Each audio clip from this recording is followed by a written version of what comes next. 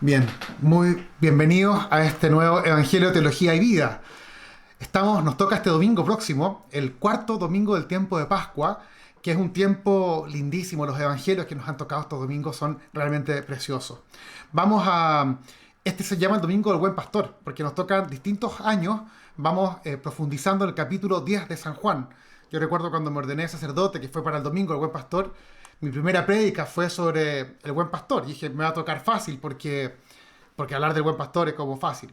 Pensaba yo, y me tocó el texto que dice yo soy la puerta, y nunca dice yo soy el buen pastor, que era una de las versiones. Y yo decía, eso sí que fue difícil, porque seguir al buen pastor es fácil, pero seguir la puerta es un poco más difícil. Hoy día no nos toca la puerta, hoy día nos toca nuevamente la imagen del buen pastor. El texto es lindísimo, así que les voy a invitar a que entremos directamente ya en el contexto que nos va a acompañar en este evangelio. Estamos en el capítulo 10 de San Juan. Jesús, desde el principio, el capítulo 10, está hablando de la imagen del buen pastor. Acuérdense que la imagen del buen pastor es distinta que la parábola del buen pastor. La parábola del buen pastor es cuando se pierde una oveja, la lleva sobre los hombros de vuelta, que ese es el amor como preferencial que tiene el Señor por cada uno de nosotros, la misericordia, etcétera. Busca al que se pierde. Esta imagen del buen pastor es distinta y es muy bonita que podamos profundizar la que nos toca en el evangelio de este domingo. El contexto es que Jesús está en el templo, en el pórtico de Salomón, así comienza diciéndolo justo el versículo antes del Evangelio. Y se ubica en la fiesta, dice, de la dedicación del templo. Es el aniversario en el cual Judas Macabeo, el 25 de diciembre del año 164, él consagró nuevamente el templo. El templo de Jerusalén, que era la identidad más sagrada que había para el pueblo de Israel, el templo encontraban algunos judíos, sobre todo que había sido como profanado por el mundo de los griegos, el mundo medio pagano. Se relajaron mucho las costumbres en Israel, entonces vuelve a consagrar el templo, incluso destruyó el altar, hizo un altar nuevo y lo consagró Judas Macabeo. Tal vez resaltar de eso que en la época de Judas Macabeo y en la época de los judíos en general, el templo era sagrado. En cambio, en Cristo, el mensaje es que la persona es la que es sagrada. La persona se convierte en el nuevo templo. Es bonita ese paralelo que se produce. Esta fiesta se llama la dedicación, o la fiesta de la purificación, o la Hanukkah, que han escuchado seguramente hablar de ella, y se le llama también la fiesta de la luz. ¿Y qué es lo que sucede? Que a Jesús se le acercan los fariseos y le preguntan un poco para ponerlo a prueba, como sabemos que lo hacen muchas veces, si él es el Mesías.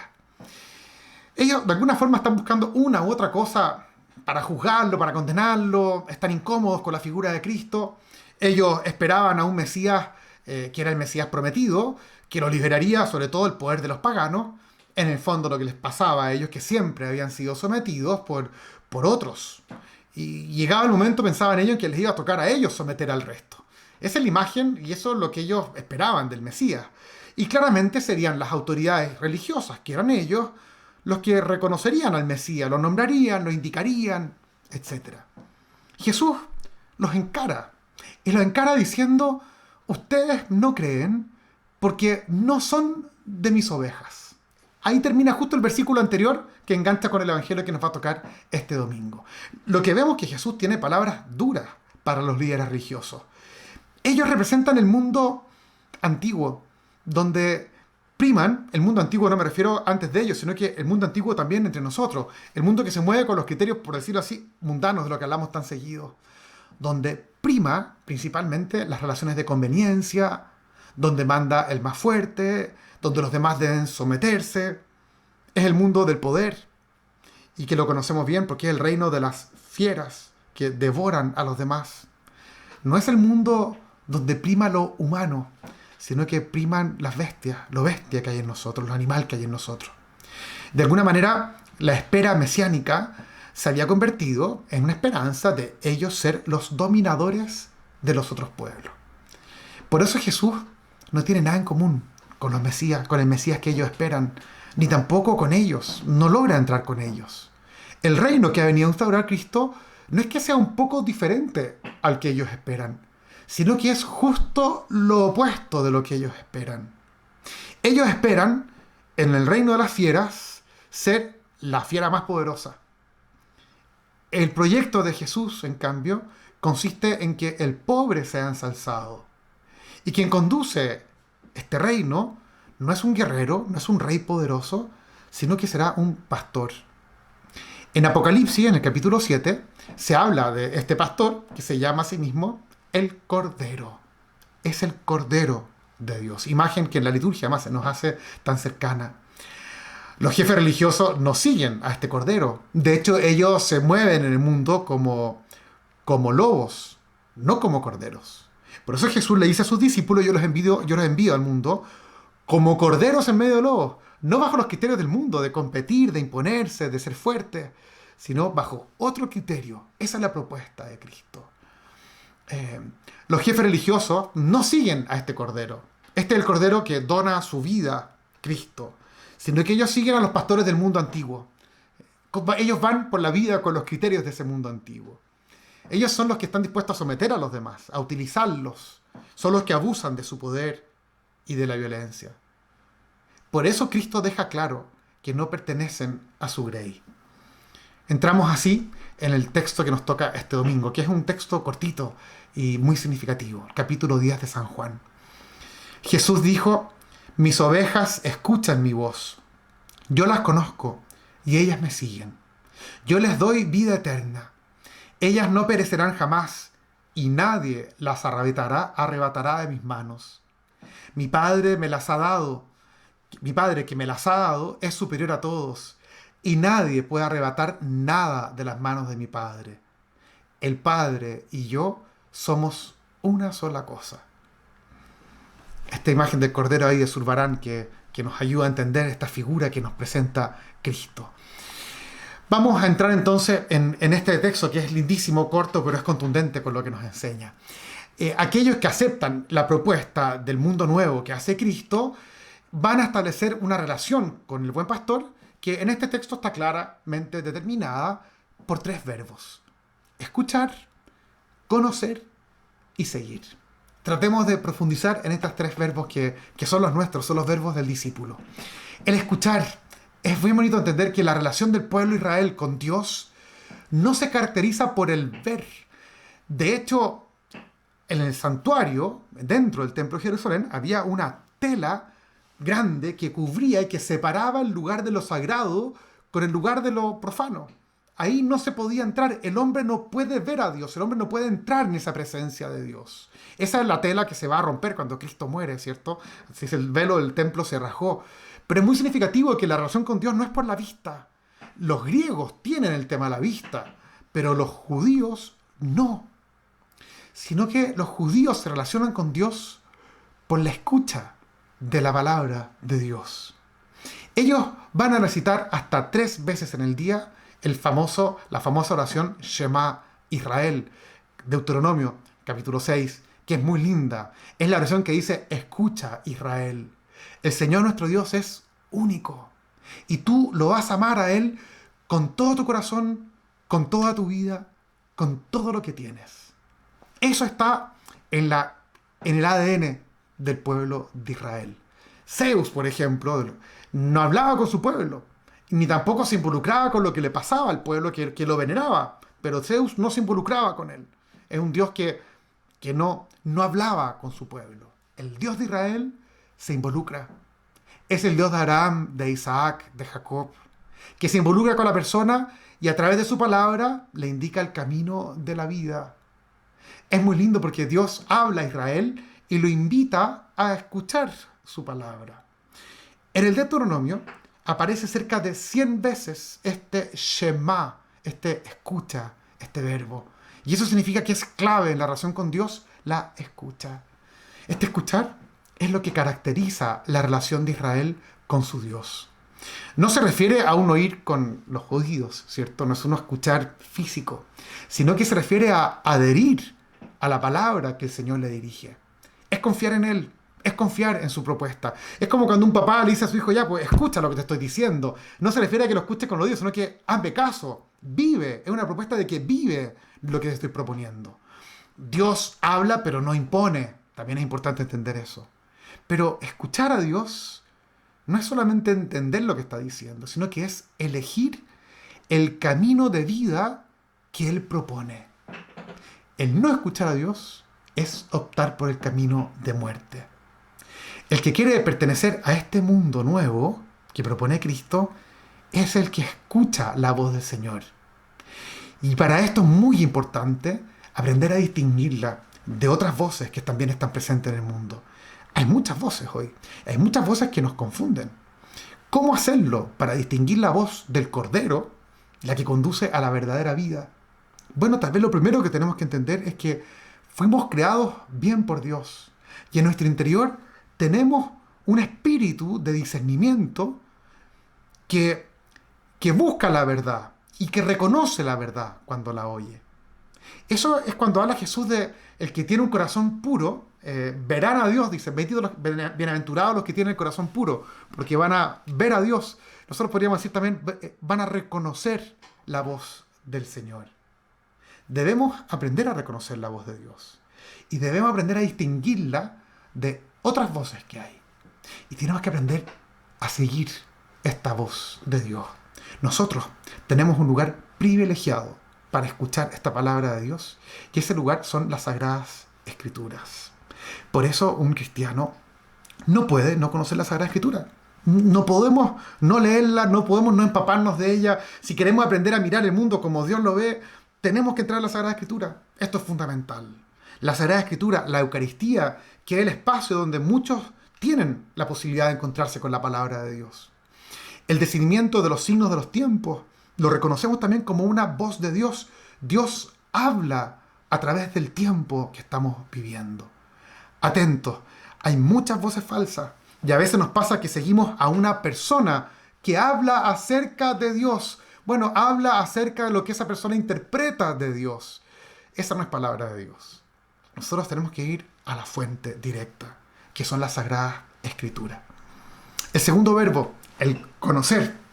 El que escucha mi voz, reconoce mi voz, me conoce, yo lo conozco a él. Es muy lindo el término, porque en términos bíblicos es un verbo el conocer que implica una relación.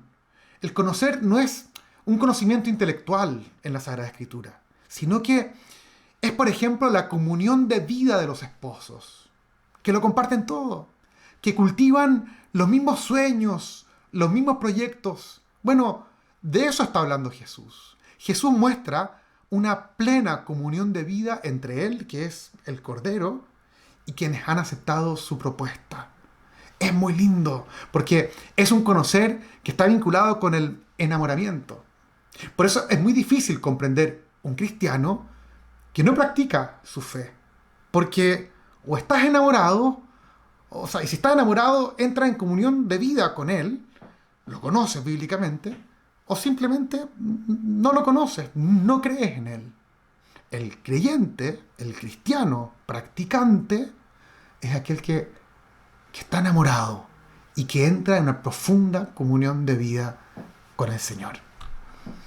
Hay un tercer verbo que es muy lindo, ¿cierto? El seguir. Y me sigue. Lo siguen. ¿Por dónde siguen los discípulos a Cristo? Por el camino que Él va trazando. Jesús va adelante marcando un camino y nosotros vamos detrás de Él intentando seguirlo por ese camino. Eso significa seguirlo. Pero el camino de Cristo es muy claro. Es un camino que lo lleva a Jerusalén. La mitad de los evangelios está dedicado a eso. El camino que lleva a Jerusalén. Sabemos que la última parte la sube desde Jericó a ese camino que lo va a llevar a Jerusalén, donde va a ser entregado. Es el camino a la cruz. El cristiano sigue a Cristo en el camino a la cruz. Y el camino a la cruz es el camino que lleva al don total de sí. No nos confundamos con esto. Esto es muy importante porque a veces pensamos que tiene que ver con seguir a Cristo en el sufrimiento, en el dolor. Y yo me asemejo a Él cuando sufro. Claro, incluso San Pablo llega a decirlo en algún momento, que como que a través del sufrimiento, como que completo un poco lo que le falta a la pasión de Cristo. Momento. La cruz de Cristo, el Cristo en la cruz, lo que nos muestra es el don total de la vida. Y ese es el camino del cristiano. Pensamos que a veces va a ser el sacrificio el camino del cristiano, va a ser la renuncia, va a ser el pasarlo un poco mal, sufrir un poco, como que a Dios le gusta eso. A Dios no le gusta que tú sufras. Dios te quiere feliz, para eso te creó. Sería muy raro un Dios que te creó para que sufrieras. No tiene ningún sentido. Dios te creó para que vivas plenamente tu vida. Y el seguimiento de Cristo es a través del don de la vida. Vamos a hablar un segundito más adelante por qué es tan importante esto. Junto con estos tres verbos, aparecen tres promesas que el buen pastor hace a aquel que lo sigue. Primero dice, yo le doy la vida eterna. Es bonito porque la expresión griega que utiliza no es bios, no es la vida biológica, sino que habla de zoe, no de bios. Zoe es la vida, una vida eterna. No se trata de que yo hago que su vida biológica dure para siempre. No es una duración infinita para esta vida. Esa no es la vida eterna que el Señor nos promete. Sería un castigo. No, esta vida se acaba. Está destinada a acabarse. Tarde o temprano, un poco más después, un poco antes, se acaba. La vida que Jesús propone no es un premio futuro. Erradamente tendemos a pensar eso. Hoy les doy la vida del eterno, es lo que nos dice el Señor. Por tanto, tenemos hoy día dos vidas. La biológica, que se gasta sí o sí, que dura un cierto número de años y que se va a acabar. Pero también tenemos una segunda vida, que es la vida del eterno, que se va desarrollando en nosotros cuando la vamos manifestando en nuestra vida. Cuando vivimos como hijos de Dios, lo que va pasando es que en nosotros va creciendo esa vida eterna, esa vida del eterno. Y cuando se acaba la vida biológica, se manifiesta esta vida eterna en plenitud, sin estar sometida a las limitaciones de este mundo. Fíjense, los dioses de otras religiones, ellos poseían una vida inmortal, pero eran celosos y no la compartían con los humanos. Es lo que vemos siempre en la mitología griega o romana. Nuestro Dios, en cambio, a diferencia de ellos, comparte su misma vida divina con nosotros. De hecho, Dios nos creó para esto. Por eso entra en diálogo con nosotros y entra en una relación con nosotros, para que nosotros podamos vivir de verdad esa vida divina que hay en nosotros. Dice una segunda promesa: jamás perecerán. Nada de lo que hemos amado se pierde. Miren qué lindo este concepto. Nosotros no podemos retener la vida va pasando, es como si me echo agua en la mano, mi mano no contiene el agua termina yéndose entre medio de los dedos. Bueno, la vida la quiero retener, pero no puedo, la vida pasa. Y como respuesta a esto, muchas veces lo que hacemos es querer como gozar cada instante, antes de que desaparezca. ¿Cómo hacerlo para conservar la vida que va pasando? Bueno, Jesús nos propone algo muy concreto. Jesús nos dice, compártela. Dónala por amor, porque así la vas a conservar. Si donas tu vida por amor, va a crecer en ti el ser hijo de Dios. Y eso no se pierde. Nada de eso se pierde. Nuestro instinto es mantener para nosotros mismos la vida. Pero eso lo único que logramos hacer es perderla. Jesús nos asegura que nada perecerá del amor que hayamos construido. Esta es la vida eterna, la vida que no es destruida por la muerte. Lo biológico va a ser destruido, pero esta vida que hemos entregado trasciende y la muerte no es capaz de destruir. Miren qué importante. Tercera promesa, y la última, y es muy linda. Nadie las va a arrancar de mi mano.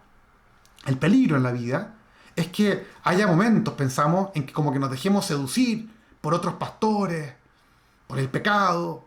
Bueno, la promesa de Jesús es que quienes lo sigan a Él no serán arrebatados ni por lobos ni por falsos profetas. Somos frágiles y vamos a seguir experimentando esa fragilidad. Eso seguirá ahí, siendo parte de nuestra condición humana. De hecho, habrá caída y pecado en nuestra vida. Sí, sabemos que va a ser así. Pero esto no es capaz de vencer el amor de Cristo. Dios es más grande que nosotros. Si hemos dado nuestra adhesión al proyecto de Cristo, esto es más grande. A veces pensamos que todo lo que hemos hecho de nuestro seguimiento de Cristo se destruye y se elimina por el pecado que hemos cometido. Es como que estoy bien, estoy creciendo en mi vida interior, trabajo por los demás, cultivo un montón de cosas y de repente un pecado pum, y listo, se acabó, como que el infierno, se cierra la vida. No es así. No es así. El seguimiento de Cristo no se destruye, no se acaba por el pecado que hayamos cometido. El pecado no es más grande que esta fuerza, que esta vida que Cristo nos propone. El pecado nos afecta, nos daña, nos deshumaniza. Pero esto, pero más grande que el pecado, es la vida que Cristo ha derramado sobre nosotros. Seguimos siendo de Cristo, aunque hayamos pecado. Esto es lo que experimentamos nosotros sacramentalmente en el sacramento de la reconciliación. Lo que experimentamos es que sí, somos de Cristo, hemos caído, pero la vida que Cristo nos propone es más grande que el pecado. Es indestructible y el pecado no es capaz de romperla. Sigo siendo cristiano, sigo viviendo mi vida como un hijo de Dios. No puede ser mi vida arrebatada de la mano del Señor. Puede haber momentos en que nosotros mismos perdemos esa voz, no la distinguimos de otras voces. Puede haber momentos que nuestra vida se tuerce y no lo seguimos, erramos el camino, puede ser. Pero Él, el Señor, no pierde nunca de vista a sus corderos. Termina el texto bíblico con una imagen muy linda, termina con el tema de la unidad total. El Padre y yo somos uno. Es la sintonía total que hay entre ellos. Y nosotros somos invitados a formar parte de esa unión, de esa unidad, de esa comunión entre el Padre y el Hijo. Este domingo que se nos viene es el Domingo del Buen Pastor. Y con esta imagen lo que significa el seguimiento de Cristo queda claro. Escuchar su voz, conocerlo y seguirlo. Este es el camino del discípulo. Y es el camino de la vida eterna, de esa vida divina que es definitiva y que es indestructible. Pidámosle al Señor que podamos prepararnos para este Domingo del Buen Pastor, para escuchar la voz del Señor, para conocerlo mejor, para amarlo y así poder seguirlo.